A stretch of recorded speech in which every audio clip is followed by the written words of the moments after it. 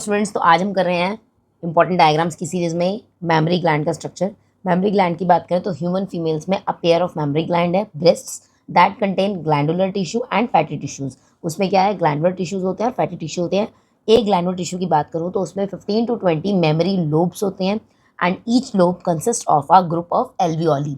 Mammary glands में breast, उसमें आता है ग्लैंडुलर टिश्यूज और फैटी टिश्यूज। एक ग्लैंडुलर टिश्यूज की अगर मैं बात करूँ तो 15 to 20 मेमोरी लोब्स होते हैं और एक लोब के अंदर हमारे ग्रुप ऑफ एल्वियोली होता है। The alveoli open into memory tubules. Alveoli किस में होते हैं, मेमोरी टिब्यूल्स में ओपन होते हैं and the mammary tubules of each lobe open into a small mammary duct. और बहुत सारी मेमोरी डक्ट्स मिलती हैं to form a wider mammary ampulla that is connected to lactiferous duct just before the nipple through which milk is released।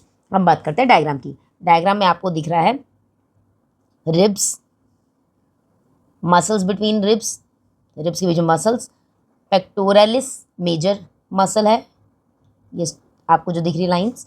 उसके बाद अंदर क्या है हमारा, हमने कहा था फैट्स और ग्लैंडुलर टिश्यूज है ना, तो हमने यह बात करी फैट्स की। ये क्लाउड्स की तरह बना रखा है फैट्स।